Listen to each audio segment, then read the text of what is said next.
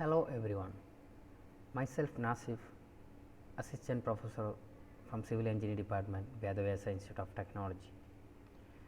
Here I am going to discuss about high strength self compacting concrete, original solutions associating organic and inorganic admixtures.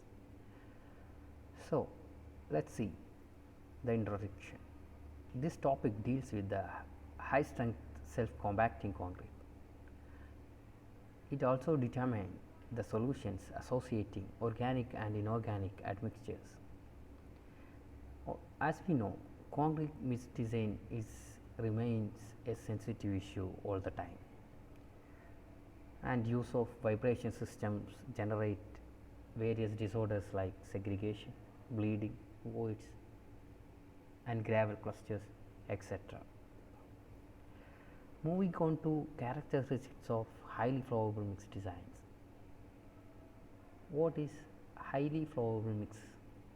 As we know, it is easy to transport, so in terms of labor we can save, also in terms of concrete placing time, also we can reduce work hardships, thereby we can reduce noise and we can decrease the number of heavy equipment used.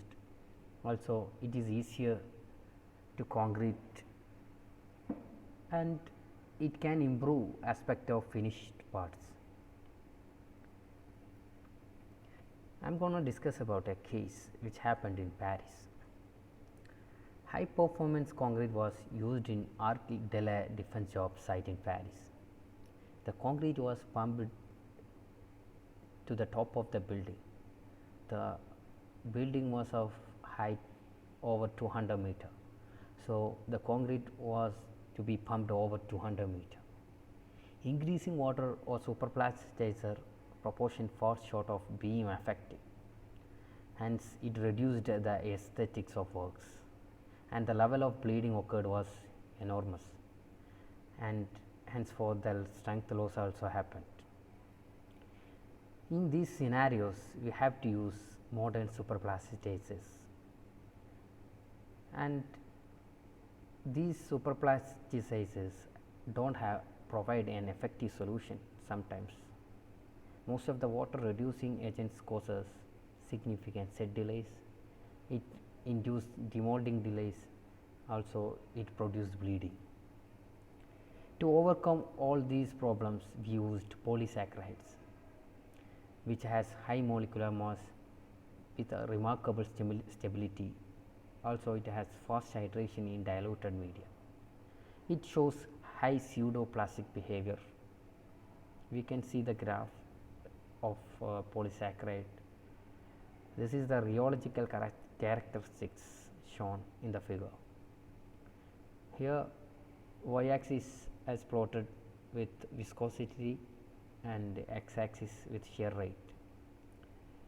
Both are inversely proportional, so that when viscosity reduces, shear rate increases, or in other terms, when shear rate increases, viscosity reduces. So, let us move on to the tests and results of polysaccharides. On the basis of those admixtures, we have conducted lab in study, also on-site testing, and it is a homogeneous concrete mix which without bleeding or segregation. The concrete casted was of size 11 meter cube thrust block, as you can see in the figure. This 11 meter cube thrust block is divided into two components, one of volume 6 meter cube, which is designed for concrete design mix, and the rest for testing of a rival self compacting mix design. Based on 1 meter cube of concrete, the mix design under study included 400 kg OPC and some 30 kg densified silica fume. We can see the figure of silica fume. It has 100 nanometer size. Moving on to the test. The gravel or sand ratio was 1.35.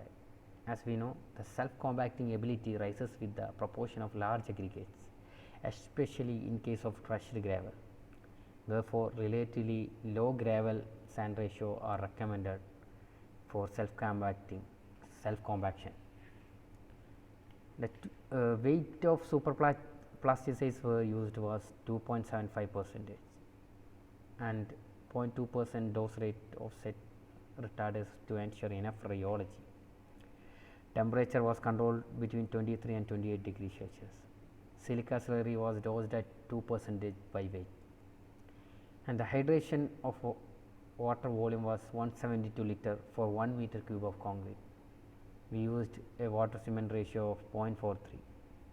It is necessary to incorporate enough fine and ultra fine elements between the sand grains and the gravels, which must have a round shape to facilitate self compaction, so as to ensure better compaction and to decrease volume of voids. The water binder ratio was limited to 0.4. Incorporating 5% of silica fume into a concrete mix in which the superplasticizer dose is kept constant does not cause any increase in the water demand. The water cement ratio remains stable for silica fume proportions between 5% and 20%. The water cement ratio below 0.42 never allow full hydration, whereas above 0.42% total hydration can be achieved. Therefore, water cement ratio slightly above the limit is chosen, and the flowability was checked by slump contests. The concrete mix had a nice greasy aspects and was fully homogeneous without any bleeding or segregation. The concrete mix placing was performed without any vibration. We can see the flowable mix at time 60. This is the figure, and the reading was noted. What are the functions of silica slurry? Its fineness allows for substantial enriching in fine particles even by using low dose rates of the products. Hence, the user can design mixes with a relatively low cement contents, which proves beneficial not only in economic terms, but also from a technical standpoint. Due to their amorphous nature, the silica particles perform the function of nucleation size for hydrates such as calcium silicate hydrates. This accounts for creation of additional quantity of crystallites that initiate the settling process. Like the chemical formula is given, SiO2 plus calcium hydroxide gives CSS. What is the precipitated silica? We can see the figure, which has size of 50 nanometer. What is early demolding ability? Demolding ability was performed after 18 hours. The compressive strength obtained was about 18 megapascal. Usually, a strength of 5 megapascal is required to demold, store or transport relatively small parts. In other cases, 3 megapascal may also be sufficient. We can see the upper part of the aspect of the thrust block after 18 hours of demolding time. This is the figure. Moving on to the drawbacks of polysaccharides. Powdered form makes their dispersion difficult. As the surface area is more, the dispersion becomes more difficult. Concrete performance remains fairly sensitive to variation in water properties, and also it leads to abnormal increase in viscosity when added with polyalkyl Laryl sulfonate water reduces admixture. Moving on to the conclusion. This trial has confirmed the feasibility of high strength concrete mixed designs using relatively high water cement ratio than recommended. Also, the flowability allows pumping into places without any vibration. Demolding time is same as conventional mixed designs. It can be made as short as some 10 hours. Excellent surface aspect is also obtained. Precipitated nanometric silica, when combined with most current commercial superplasticizers, provides excellent rheology control. This confirms that within the limits of final extra costs allowed, the above method definitely provides excellent control over concrete performance. These are the references. Thank you.